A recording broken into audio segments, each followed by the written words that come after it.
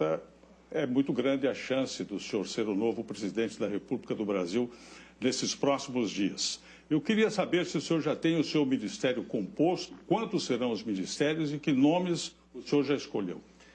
Pretendemos ter um ministério bastante enxuto, com aproximadamente 15 nomes, e definimos 3 até o momento. É o senhor Paulo Guedes na Economia, o Onyx Lorenzoni na Casa Civil e o general Heleno na Defesa.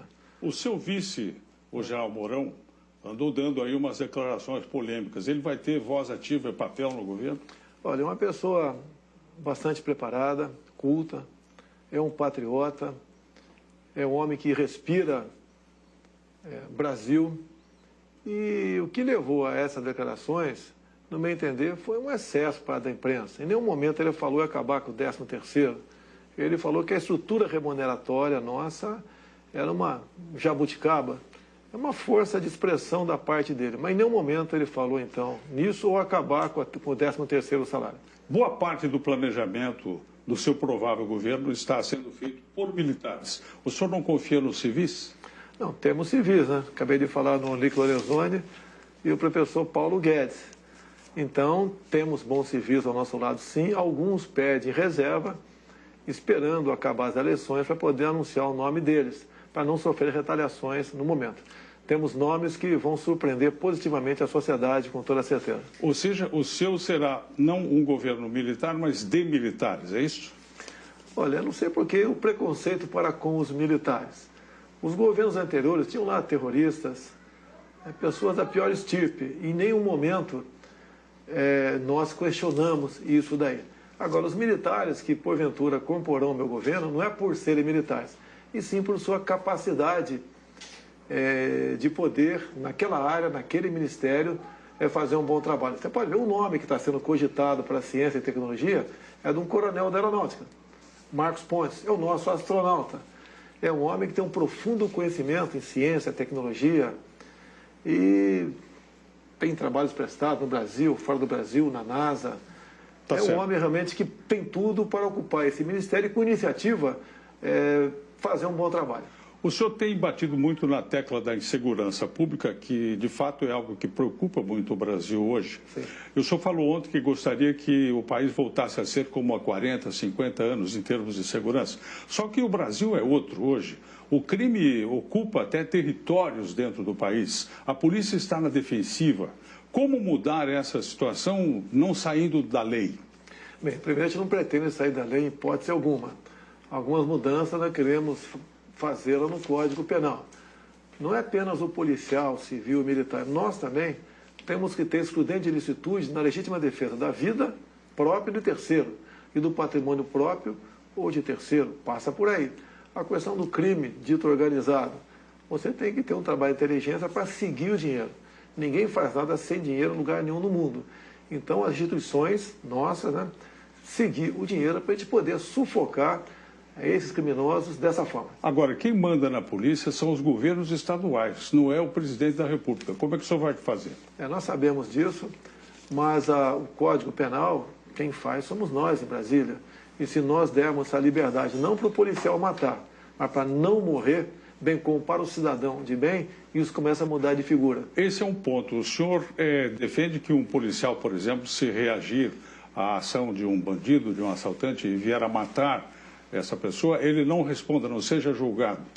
Não, isso contraria a Constituição, não contraria? Porque todos somos iguais. Não, mas não pode dizer que é igual um policial e um bandido. Aí um está à margem da lei, outro não. Agora, o policial, hoje em dia, ele tem que esperar o bandido atirar para reagir. Isso não pode continuar acontecendo. Por isso, nós queremos mexer no Código Penal. Para exatamente, como em países desenvolvidos, um elemento portando uma arma de guerra, ele passa a ser um alvo do agente da lei. E tem que ser dessa forma. O senhor poderá indicar pelo menos 2 ministros para o Supremo Tribunal Federal. Fosse isso hoje, quem o senhor indicaria? Eu indicaria alguém do perfil do juiz Sérgio Moro. Eu acho, quando se fala em Sérgio Moro, eu me coloco em uma situação muito parecida com a dele no tocante à liberdade. Quem mais além dele? Nós não temos liberdade para ir na padaria mais sozinho. Então o trabalho que o Moro fez tem que ser reconhecido por parte de um governo sério. Um outro nome? Não, falei do perfil do Sérgio Moro, tá certo? O senhor vai interferir na autonomia da Polícia Federal? Não, tem que dar autonomia para ela e meios para poder trabalhar. ela tem que, aqueles pequenos senões de alguma politização da Polícia Federal tem que deixar existir. Acredito que ela tem que ter meios para exercer o teu trabalho. E, assim sendo, reforçá-la e fazer o máximo possível para que ela realmente continue dando satisfação à sociedade. Outro ponto importantíssimo é a questão da economia que o senhor confiou ao economista Paulo Guedes. Mas o fato é assim, independentemente de planejamento, quando o senhor assumir, haverá quase 13 milhões de brasileiros desempregados esperando uma resposta imediata. O que o senhor vai fazer? Bem, não tem resposta imediata, não tem cavalo de pau. O que eu tenho conversado com ele, eu levo sugestões e ele que decide. E, afinal de contas, ele é um homem que entende desse assunto e é de confiança nossa. Nós temos que facilitar a vida de quem produz. Como diz o linguajar popular, temos que tirar o Estado do cangote de quem realmente está em emprego. Como é que o senhor vai lidar com a reforma da Previdência? Nós vamos fazer a nossa reforma, essa que está aí, eu vejo dificilmente ela vai ser aprovada. Não podemos adotar a velha prática de remendo novo em calça velha.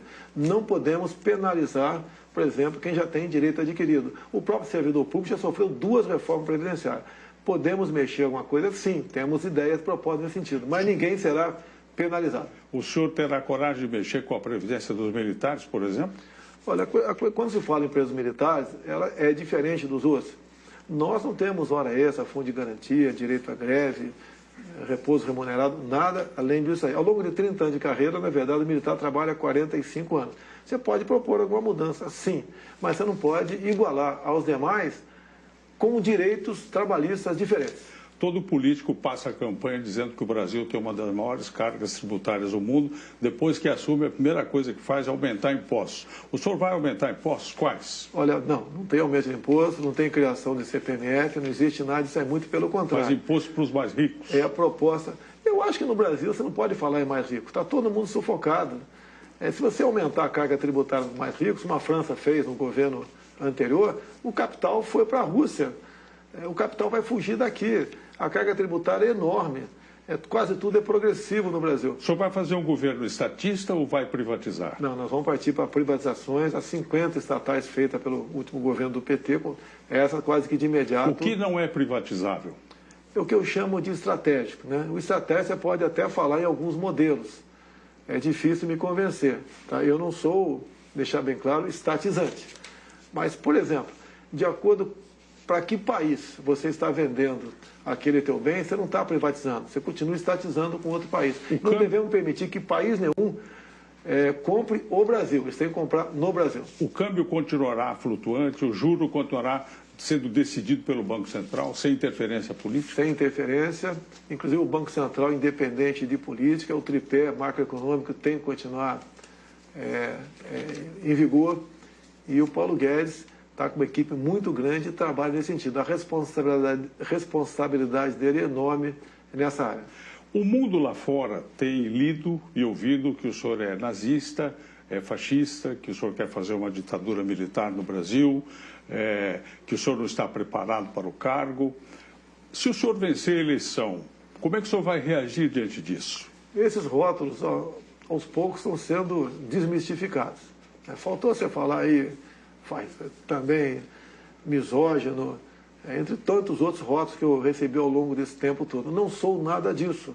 Agora, o outro lado está disputando comigo, até no seu próprio plano de governo diz no controle social da mídia, diz em aumentar o imposto de renda para a pessoa física, tá? Diz em criar mais estatais. Tá? Então, o outro lado é completamente oposto do meu. Esse rótulo também tem estatizante é porque eu sou militar e o período militar foi, sim, muito estatizante. Agora, por outro lado, quem faria uma Itaipu binacional se não fosse o Estado naquele momento? Então, nós vamos, sim, partir de uma política de privatização com responsabilidade que não só o sistema financeiro, bem como os brasileiros vão se orgulhar dessa nossa proposta. Muito obrigado. Passou depressa o nosso tempo. Nós entrevistamos ao vivo aqui do Rio de Janeiro o candidato à presidência da República, Jair Bolsonaro. Uma boa noite ao senhor. Muito obrigado. Muito obrigado. E vocês agora fiquem com o SBT Brasil.